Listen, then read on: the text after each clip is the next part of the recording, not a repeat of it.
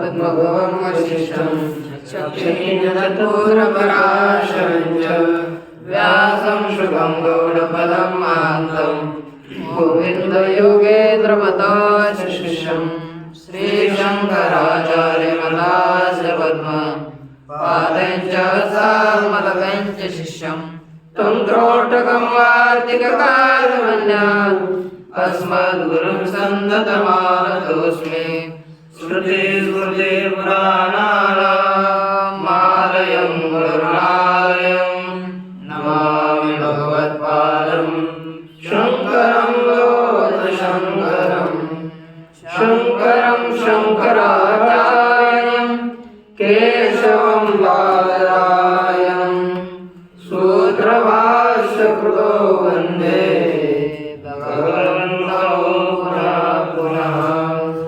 ईश्वरो गुरुरात्मेति मूर्तिभेदविभागिने व्योमव्याप्तदेहाय दक्षिणामूर्तये नमः। ॐ नूतनजलधररुचये गोपवधूटिपुरचौराय तस्मै कृष्णाय नमः।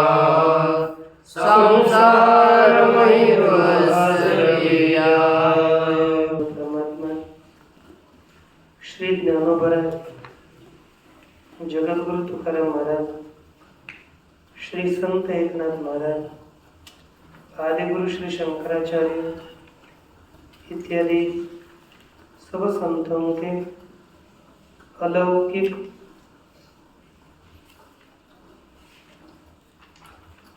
असीम अपार ऐसी कृपा से न्याय मुक्तावली का हम लोग विचार कर रहे थे। विचार करते हुए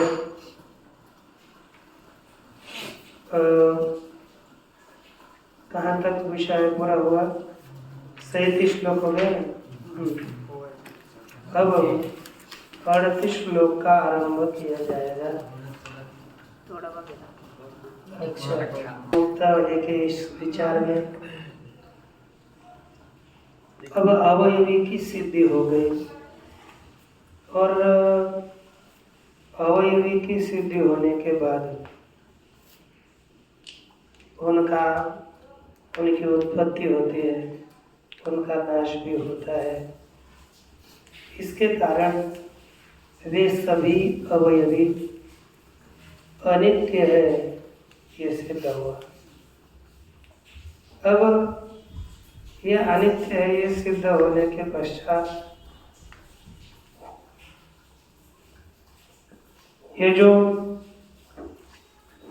अवयवों की धारा है, अब पहला घट फूटा, फिर उसके कपाल बने, कपाल फूटे कपालिका बने, कपालिका फूटी बना उसका अवयव बने।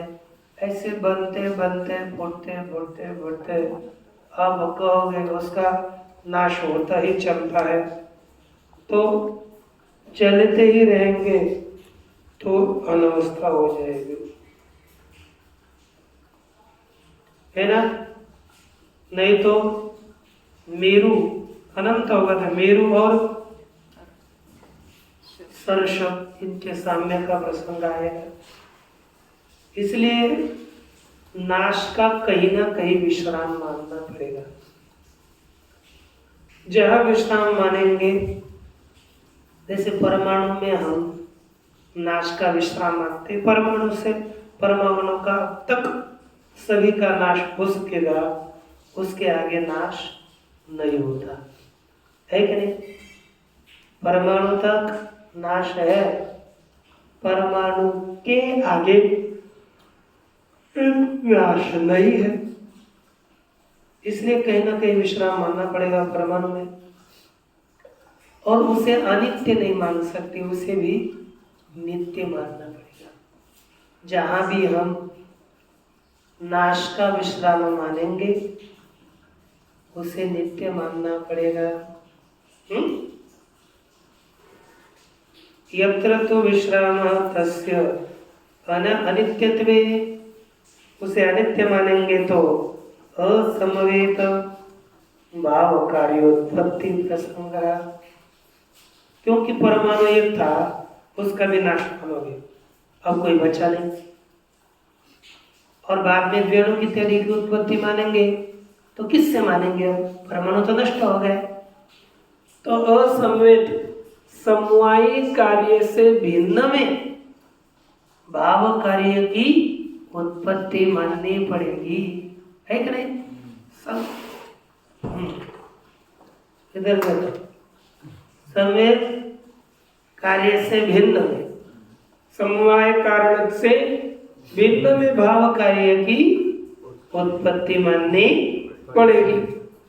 कार्य तो समवायी कारण होता है, समवेत कार्य होता है, सभी कारण समवायी और कार्य समवेत। तो असमवेत भाव कार्यों की उत्पत्ति मानने का प्रसंग आएगा।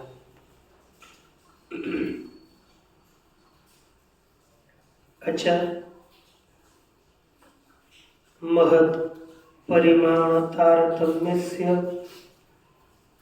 गगनादौ विश्राम तत्वम इव, जैसे महत् परिमाण का तारतम्य, सबसे बड़ा महत् परिमाण की विश्रांति कहाँ होती है? आकाश में, आकाश आदियों में, उससे बड़ा कोई नहीं होता। इव अनुपरिमाण तारतम्यस्यापि क्वचित् विश्रांतित्वम अस्ति। अनुपरिमाण का तारतम्य है ना, अनुपरिमाण के तारतम्य का भी कहीं ना कहीं विश्रांति होगी। और जिसमें अनुपरिमाण रहेगा वही परमाणु होगा। तस्य परमाणुत्व सिद्धि ही, ये सिद्ध हो गया। तब पूर्व पक्षी शंका करता है, न च तरसरेण एव विश्रामोस्तु इति वाच्यम, है कि नहीं? सिद्धांत कहते कि अरे वो पूर्व पक्ष बोल रहा है विश्रांति मान्य है ना, तो तरसरेणु में ही विश्रांति मानो। तो कहा त्रसरेणु एव विश्रामो अस्तु इति न वाच्यम, त्रसरेणु में ही परमाणुत्व का विश्राम हो, यह मत कहो। क्यों न कहो? कहते त्रसरेणु हो, त्रसरेणवः सावयवः, त्रसरेणु सावयवः चाक्षुष द्रव्यत्वात् घटवत् इति अनुमानेन तद अवयव सिद्धौ। देखो, त्रसरेणु अनुमान स्वयं लिखा है, त्रसरेणु सावयवः, त्रसरेणु अवयव वाला है। क्यों? चाक्षुषत्वात्, चक्षु वाला होने से। जो जो चक्षु वाला होता है, जो चाक्षुष अर्थात चक्षु के द्वारा, चक्षु के ज्ञान का विषय होने से। चाक्षुष शब्द का अर्थ क्या है? चक्षु के ज्ञान का विषय होने से, एक नहीं? चाक्षुष है, चक्षु के ज्ञान का विषय है। और जो जो चक्षु के ज्ञान का विषय होता है वह सावयव होता है कि नहीं? इधर देखो ना, मैं इधर हूँ। जैसे अरे मैं कुछ नहीं करता हूँ, मैं आपको समझने के लिए आगे रखा है, क्योंकि पीछे इधर उधर मनुष्य देख सकता है, आगे देखना चाहिए। देखो इधर मैं खाता हूँ, है ना? देखो, चाक्षुष माने चक्षु के ज्ञान का विषय होने से। अर्थ क्या हो गया? चक्षु के ज्ञान का विषय होने से। जो जो चक्षु के ज्ञान का विषय होता है वह सावयव होता है। जैसे देखिए, आपका देह, यह देह, यह पुस्तक, सब कुछ है कि नहीं? चक्षु के ज्ञान के विषय है, तो वे सभी सावयव है कि नहीं? सभी सावयव है। उसी तरह परमाणु भी, चित्रशरीणु भी चक्षु के ज्ञान का विषय है, इसलिए सावयव है।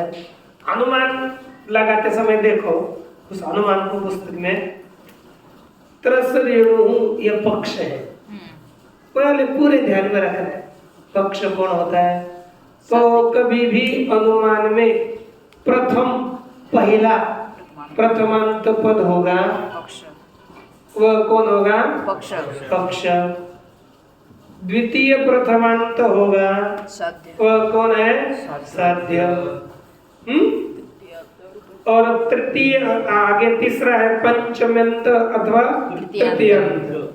ज्यादा से ज्यादा अनुमान में पंचम्यंत लिखते हैं, लेकिन पुस्तकों में तृतीयांत लिखा जाएगा। पंचम्यंत होगा वो हेतु, और बाद में आएगा वत, ये लगाया जाएगा तो होगा दृष्टांत।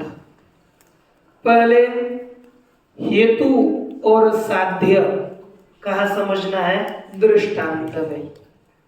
दृष्टांत में क्या होने चाहिए? हेतु और साध्य की सिद्धि होनी चाहिए, ठीक ना? इसके बाद हेतु को पक्ष में रखो, उसमें साध्य की वह हेतु सिद्धि करेगा। दृष्टांत क्या है?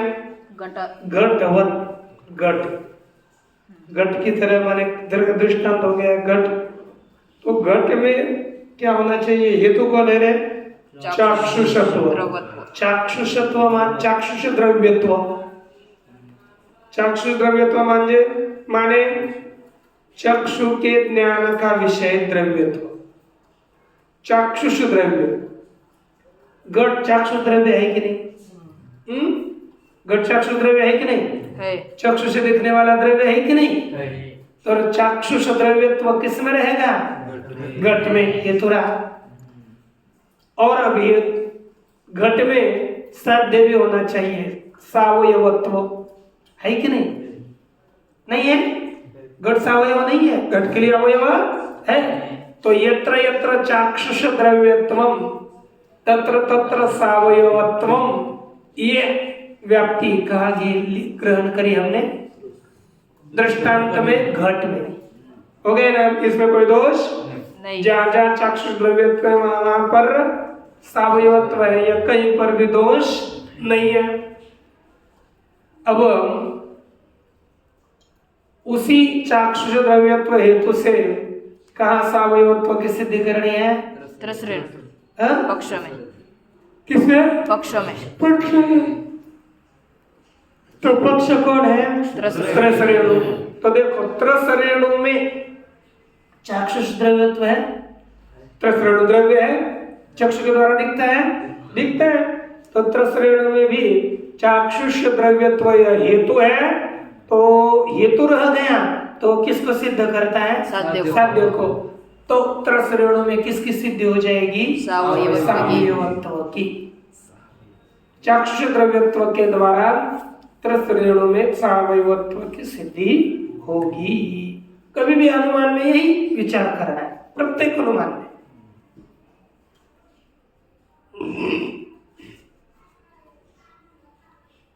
इति अनुमानेन तद अवयव सिद्धौ। तद अवयव माने तत् माने त्रसरेणु, त्रसरेणु के अवयवों की सिद्धि होने पर त्रसरेणु अवयवाः सावयवाः। त्रसरेणु के दूसरा अनुमान, और त्रसरेणु अवयवाः ये पुनः पक्ष है, सावयवाः साध्य है, सावयवत्व साध्य है। महदारंभकत्वात् हेतु है, कपालवत् इति अनुमानेन तद अवयव सिद्धे। त्रसरेणु के अवयव कौन होते हैं जानते हो? द्व्यणुक, तीन द्व्यणुक। तीन द्व्यणुक किसके अवयव है? त्रसरेणु त्रसरेणु के एक त्रसरेणु में कितने परमाणु होंगे? 6 हाँ? है ना, 6 होंगे ना, क्योंकि 3 द्विणुक, दो दो दो के 3 माने कितने हो गए? 2 त्रीणि 6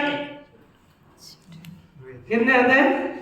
2 त्रीणि 6 है ना। तो यहाँ पर 6 होते हैं, तो अवयव हो गए द्विणुक द्विणुक। तो कहते त्रसरेणु अनु अवयवाः माने द्विणुकाः त्रयः द्विणुकाः, है कि नहीं? त्रसरेणु के अवयव 3 द्विणुक रह गए। वे कैसे है?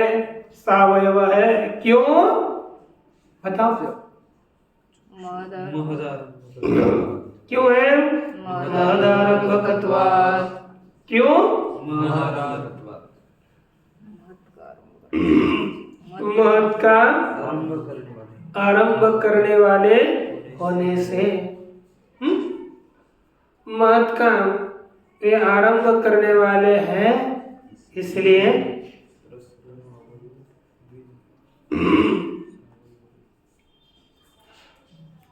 अवयवाः सावयवाः।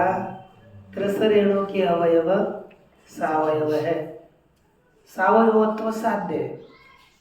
अब क्यों? ये तो क्या है? महदारंभकत्वात्, महत् का आरंभक होने से, महत् को उत्पन्न कराने वाला होने से। जैसे कपालवत, कपाल है ना, कपाल में महदारंभकत्व है। कपाल अपने से बड़ा घड़ा, अपने से बड़ा घड़ा, उसको क्या कर लेता है? उत्पन्न कराता है, इसलिए कपाल महदारंभकत्व कपाल में है, और कपाल में सावयवत्व भी है। उसी तरह महदारंभकत्व हेतु द्विणुक में है, इसलिए वे भी सावयव है, ये सिद्ध होता है। ठीक ना? इतु अनुमानेन तद अवयव सिद्ध है, पर द्विणुक के भी अवयव सिद्ध, द्विणुक के अवयव सिद्ध होने से। त्रसरेणु का अवयव कौन है? द्विणुक। और अब उसमें किस में अवयव तो सिद्ध की है? त्रसरेणु के अवयवों में। त्रसरेणु में तो पहले अनुमान से सिद्धि हो गई, फिर तो ऐसे ही अनुमान से परमाणु को भी सावयवत्व की सिद्ध हो जाएगी। कहीं ना कहीं रोकना पड़ेगा ना। लेकिन अभी अनुमान से परमाणु में सावयवत्व की सिद्धि नहीं होगी, क्योंकि महत् आरंभकत्व परमाणु में नहीं है, द्विणुक महत् नहीं है। द्विणुक महत् होता तो महत् आरंभकत्व चला जाता उधर। तो महत् आरंभकत्व है तो द्विणुक परमाणु में नहीं रहता,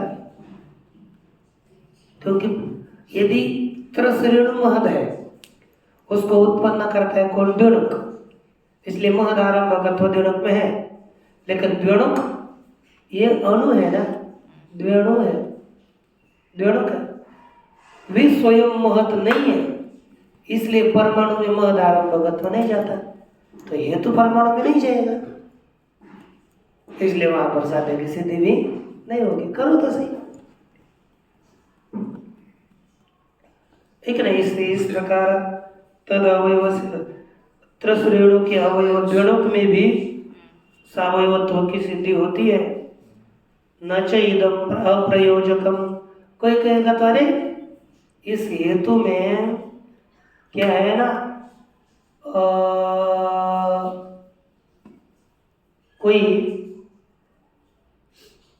अनुकूल तर्क का तर्क करने वाला कोई हेतु नहीं है, यानी व्यभिचार शंका का बाधक कोई अनुकूल तर्क नहीं है। कोई कहते हैं अप्रयोजकम इदम, ये अप्रयोजक है, यह हेतु साध्य के सिद्धि में प्रयोजक नहीं है। तो कहते ऐसी बात नहीं है, क्योंकि अपकृष्ट महत्वम प्रति अनेक द्रव्य वत्वस्य प्रयोजकत्वात्। कहा कि अपकृष्ट महत्वम प्रति, अपकृष्ट महत्वम छोटा महत्व, बड़ा महत्व नहीं, अपकृष्ट महत्व। आकाश है ना, आकाश ये कौन सा है? उत्कृष्ट महत्व है। आकाश कौन सा है? उसके लिए कोई कारण नहीं है। लेकिन जो जो अपकृष्ट महत्व है, छोटा महत्व, आकाश से छोटे वाले, ये सभी उत्पन्न हुए हैं। उसमें अनेक द्रव्य वत्व कारण है, माने अनेक द्रव्य कारण है।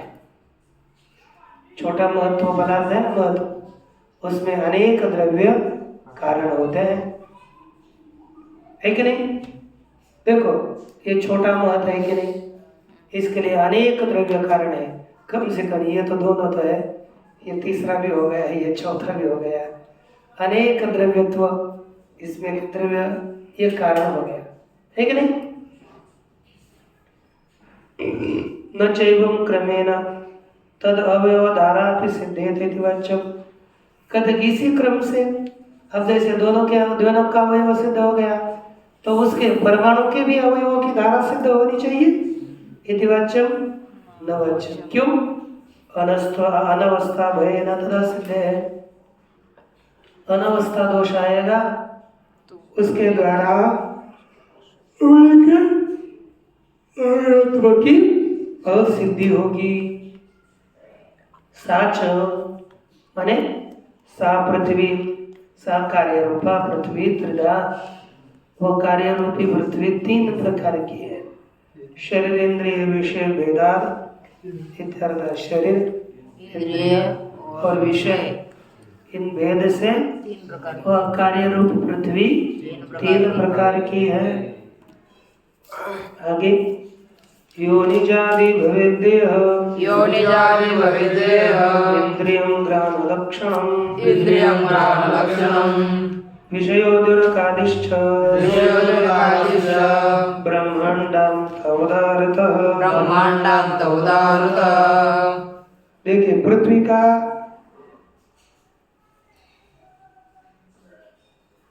देह कौन सा है? कहते योनिज।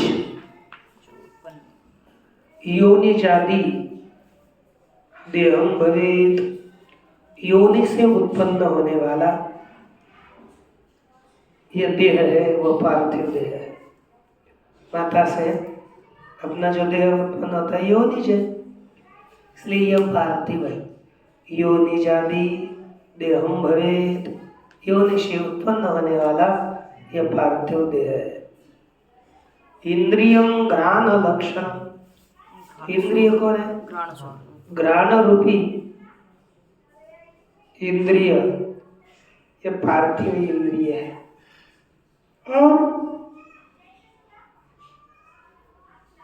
विषयोद्वणुकादिश्च ब्रह्मांडांत उदारतः। इस पृथ्वी का विषय द्व्यणुक से लेकर ब्रह्मांडांत तक यह पृथ्वी का विषय है। ब्रह्मांड में ही पार्थिव पदार्थ है, तभी तो वहां पर कोई ना कोई रहेगा। ये ब्रह्मांडांत तक पार्थिव पदार्थ है कि नहीं? नारायण देखो ठीक है, तत्र देहम उदाहरति, वहां पर देह का उदाहरण देते हैं। योनिजम अयोनिज अयोनिजं च इत्यर्थ। देह दो प्रकार का है, योनिज और अयोनिज।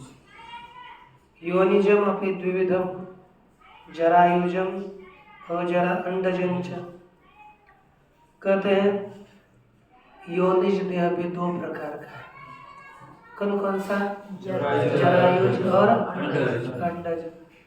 जरायु से उत्पन्न होने वाला, जार से, जार से उत्पन्न जैसे मानव का देह जार में लपेटा हुआ है उत्पन्न होता है, गाय भैंस बकरी इनके सभी देह कैसे जार से उत्पन्न होते हैं। ये योनिज देह है।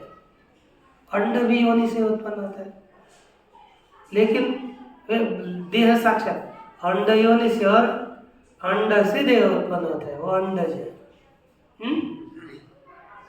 देखो ये कहता है कि जरायुजम मानुषादि नाम, मनुष्यों का देह जरायुज है। अंडजम सर्पादि नाम, सर्पादेव का देह अंडज है। अयोनिजम स्वेदजो द्विजादिकम, देखो अयोनिज कौन कौन है? जो श्वेत योनि से उत्पन्न नहीं होते, श्वेदज और उद्भिज, क्या अयोनिज है। देखो पेड़ पौधा उत्पन्न होता है, किस योनि से उत्पन्न होता है? किसी भी नहीं। ये जो दास मच्छर उत्पन्न होता है किस योनि से उत्पन्न होता है? वो तो जल खराब हो गया तो दास आ गए, कहाँ से आते हैं पता नहीं। इसलिए वो तो स्वेदज है। पूर्व काल में किसी के सिर पर हुआ जो होते थे ना, उसमें इधर उधर दौड़ते थे कीड़े, सिर में भी, तो कहाँ से उत्पन्न होते हैं? केस में ही। बाहर से कोई किसी ने छोड़े फिर ये छोड़ दे और बाद में बढ़ गए, ऐसी थोड़ी बात है, प्रजाति चली। लेकिन होते थे, आजकल नहीं होते ना, पूर्व काल में बहुत होते थे।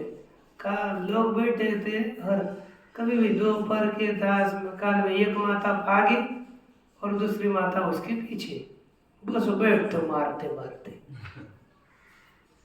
सफेद काले दोनों भी होते थे। उस काल में स्नान ही नहीं करते होंगे, है ना। अयोनिजम स्वेदजो द्विजादिकम, देखो स्वेदज कृमिदंशाध्याय। स्वेदज कौन है? कीट मच्छर इत्यादि। उद्विजस्थ तरु गुलमाद्या, उद्विज कौन है? तरु वृक्ष और उसका छोटे छोटे जुड़, उसको ट्री कहेंगे हम, ट्री अंग्रेजी में। नारकीनम शरीरम अपि अयोनिजम, देखो नरक में होने वाले लोग है ना, उनका शरीर भी जाकर वहाँ जन्म होता है, ऐसी बात नहीं, वो भी अयोनिज है। न च मानुषादि शरीराणाम पार्थिवत्वे किम मानवेति वाच्य, मनुष्य इत्यादियों के शरीरों में क्या प्रमाण है? यह नहीं खाना चाहिए। क्यों? गंधादि मत्व से प्रमाणत्वाद, कहते मनुष्य का शरीर पार्थिव है, इसमें क्या प्रमाण है? कहते इससे गंध निकलता है, यही प्रमाण है ना। सुगंध निकले था, दुर्गंध निकले, लेकिन गंध निकलता है ना। देखो 2-3 दिन मुंह मत दो, कोई नजदीक भी नहीं बैठेगा, बोलते समय भी अंदर से दुर्गंध दिखा पारावार नहीं रहेगा। इतना अपना शरीर है, कितना पवित्र है, मुंह से दुर्गंध ही निकलती है। आप गुलाब जामुन डालते हो, अंदर से दुर्गंधी आती है। इसलिए देखो गंधादि मत्वस्यैव प्रमाणत्वात् न च क्लेशोष्मादेः उपलम्भात्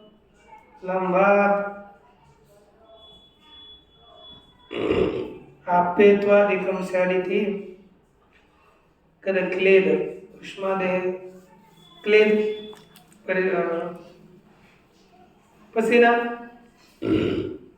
और उष्मा, शरीर में उष्णता इत्यादियों का उपलब्धि होने से आप्यत्वादिकम से उस जल देह को जलीय भी मानो, फिर क्योंकि जल की भी उपलब्धि होती है। तो दिव्याचम नचवाचम तथा सती, वैसा मानने पर जलत्व पृथ्वीत्वादि नाम संकर प्रसंगात जलत्व पृथ्वीत्व इत्यादियों में संकर का प्रसंग होगा। इसलिए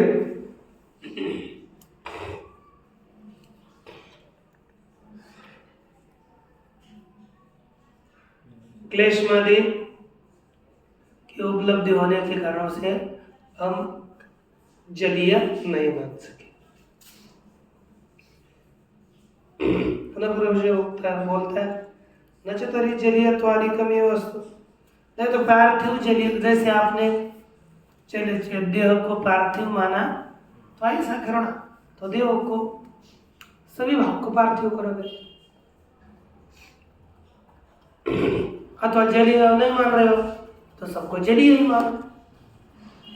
न चतरी जलीयत्वादिकमेव वस्तु, तो पार्थिव जल को क्या मानो? जलीय ही मानो। न तो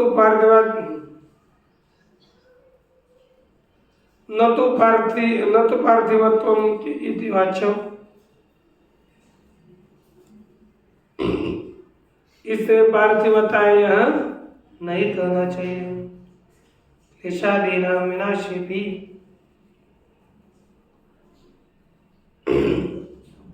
क्लेश इत्यादियों में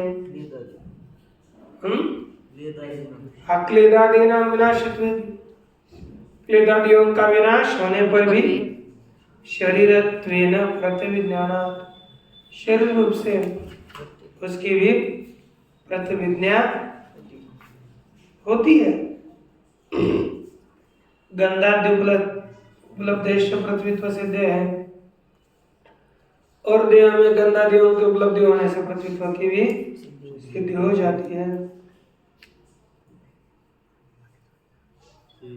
है कि नहीं?